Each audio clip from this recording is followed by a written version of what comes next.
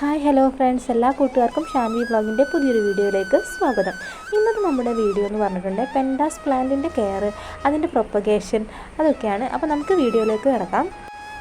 ഏകദേശം 20ഓളം varieties of പെൻഡാസ് plant ഉണ്ടെന്നാണ് പറയുന്നത്. നമ്മുടെ അടുത്ത് ഒരു 3-4 ഷെയ്ഡ് പെൻഡാസ് പ്ലാന്റ് ആണ് ഉള്ളത്. അതുപോലെ തന്നെ ഹൈബ്രിഡ് വെറൈറ്റിയിലും ഡബിൾ ഷെയ്ഡ് വെറൈറ്റിയിലൊക്കെ പെൻഡാസ് പ്ലാന്റ് ഇന്ന് കാണുന്നുണ്ട്. ഈ ചെടിയുടെ ഏറ്റവും വലിയ പ്രത്യേകത എന്താണെന്ന് പറഞ്ഞാൽ മഴക്കാലത്തും വെയിലത്തും ഒരുപോലെ പൂക്കൾ ഉണ്ടാകുന്ന വളരെ ലോ മെയിൻ്റനൻസ് ആയിട്ടുള്ളൊരു ചെടിയാണ്. ഇത് നമുക്ക് എങ്ങനെ വേണമെങ്കിലും കുഴിച്ചിടാം. നിലത്ത് വേണമെങ്കിൽ കുഴിച്ചിടാം, അതുപോലെ തന്നെ പോട്ടിൽ വേണമെങ്കിൽ കുഴിച്ചിടാം. നിലത്ത് കുഴിച്ചിടുമ്പോൾ നമ്മളൊരു 2 ഇഞ്ചെങ്കിലും അടി ഇഞ്ചെങ്കിലും വിട്ടിട്ട് വേണം ഇത് കുഴിച്ചിടാൻ വേണ്ടിയിട്ട്. ഈ ഒരു നാടൻ പെൻഡാസ് പ്ലാന്റ് എങ്ങനെയാണെന്ന് വെച്ചാൽ ഒരു 3 അടി വരെയാണ് ഹൈറ്റ് വെക്കുന്നത്. ഹൈബ്രിഡ് കുറച്ചുകൂടി ചെറുതായിരിക്കും, ഒരുപാട് പൂക്കൾ തരുന്നവയായിരിക്കും. ഇത് നമ്മൾ എടുത്തുള്ള വേറൊരു വെറൈറ്റിയാണ്, പിങ്ക് ഷെയ്ഡാണ്. നമുക്ക് ചട്ടിയിൽ വെക്കുന്നതിനെക്കാട്ടും നല്ലത് നമ്മുടെ നിലത്ത് കുഴിച്ചിടുമ്പോഴാണ് നമ്മുടെ പെൻഡാസ് പ്ലാന്റ് കുറച്ചും കൂടി ഹെൽത്തി ആയിട്ട് നിൽക്കുന്നത്. ചട്ടിയിൽ കുഴിച്ചിടുമ്പോൾ നമുക്ക് പെട്ടെന്ന് തന്നെ ഇലകളൊക്കെ മഞ്ഞ കളറായിട്ട് വരുന്നുണ്ട്. അതുകൊണ്ട് നമ്മൾ അധികവും നിലത്താണ് നട്ടു കൊടുത്തിട്ടുള്ളത്. ഇത് വൈറ്റ് വെറൈറ്റിയിൽ വരുന്ന തന്നെ നമ്മൾ പോട്ടിലാക്കി വെച്ചിട്ടുള്ളതാണ്. നമ്മളിതിന് മെയിനായിട്ട് പോട്ട് മിക്സ് എന്ന് പറയുന്നുണ്ടെങ്കിൽ ഒരു 3/4 ഭാഗവും ഗാർഡനിങ് സോയിലാണ് എടുക്കുന്നത്. പിന്നെ കുറച്ച് ചാണകപ്പൊടിയും കൂടി ഇട്ട് കൊടുക്കുന്നുണ്ട്. മണ്ണ് എടുക്കുമ്പോൾ എപ്പോഴും നീർവാഴ്ചയുള്ള മണ്ണ് വേണം എടുക്കാൻ വേണ്ടിയിട്ട്. പെൻഡാസ് ചെടിയിൽ ഒരിക്കലും വെള്ളം കെട്ടിക്കിടക്കാൻ പാടില്ല, എന്നാൽ അത്യാവശ്യം വെള്ളം വേണ്ട ഒരു ചെടി കൂടിയാണ്.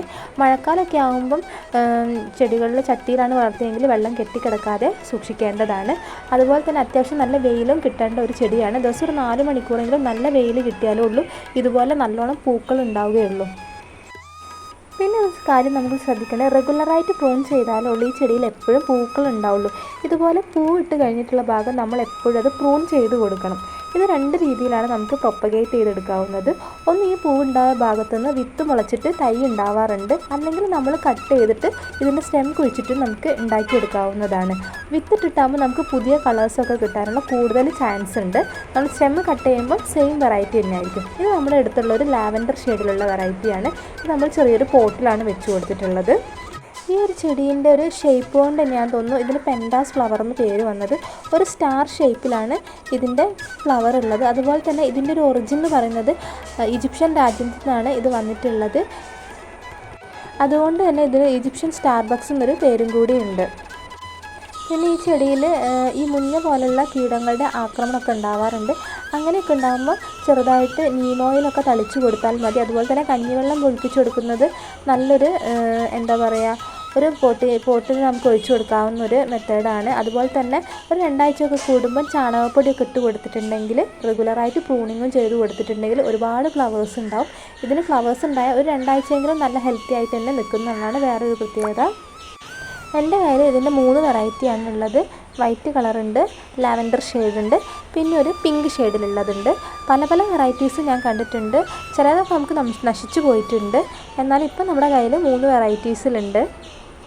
അധികം ഉയരൊന്നും വെക്കാത്തതുകൊണ്ട് ചെറിയ പോട്ടിൽ നട്ടിട്ടുണ്ടെങ്കിലും നമുക്ക് എളുപ്പത്തിൽ വളർത്തിയെടുക്കാവുന്ന ഒരു ചെടി കൂടിയാണ് ഈ പെൻഡാസ് പ്ലാന്റ് എന്ന് പറയുന്നത്. ഒട്ടുമിക്ക എല്ലാവരുടെ വീട്ടിലുണ്ടായിരുന്ന ഒരു ചെടിയാണ്. ഇപ്പോൾ നമുക്ക് നഴ്സറികളിലൊക്കെ അത് സുലഭമായിട്ട് മേടിക്കാൻ കിട്ടുന്നതാണ്. ഇപ്പം നമ്മൾ നിലത്തൊക്കെയാണ് കുഴിച്ചിടുന്നെങ്കിൽ പല കളറ് വെറൈറ്റി ആയിട്ടുള്ള പെൻഡാസ് പ്ലാന്റ് വെച്ച് കഴിഞ്ഞാൽ പൂവിട്ട് കഴിഞ്ഞിട്ടുണ്ടെങ്കിൽ നല്ല ഭംഗി ഉണ്ടായിരിക്കുന്നതാണ്. അപ്പം ഇത്രയൊക്കെയുള്ളൂ നമ്മളെ പെൻഡാസ് ചെടിയുടെ കെയർ. വളരെ ലോ മെയിൻ്റനൻസിൽ എല്ലാവർക്കും എളുപ്പത്തിൽ വളർത്തിയെടുത്ത് ഗാർഡനിൽ ഏത് കാലത്തും പൂക്കൾ ഉണ്ടാക്കാൻ പറ്റിയൊരു ചെടിയാണ് ഈ പെൻഡാസ് പ്ലാന്റ്. അപ്പോൾ നമ്മുടെ ഈ ചെറിയൊരു വീഡിയോ എല്ലാ കൂട്ടുകാർക്കും ഇഷ്ടമായെന്ന് വിചാരിക്കുന്നു. നിങ്ങൾക്ക് ഇഷ്ടപ്പെട്ടിട്ടുണ്ടെങ്കിൽ ലൈക്ക് ചെയ്യുക, നിങ്ങളുടെ ഫ്രണ്ട്സിനൊക്കെ ഷെയർ ചെയ്ത് കൊടുക്കുക. അപ്പോൾ ഇതുപോലുള്ള പുതിയ വീഡിയോസൊക്കെ ആയിട്ട് നമ്മൾ ഇനിയും വരുന്നതായിരിക്കും. അതുവരെ എല്ലാ കൂട്ടുകാർക്കും ബൈ ബൈ.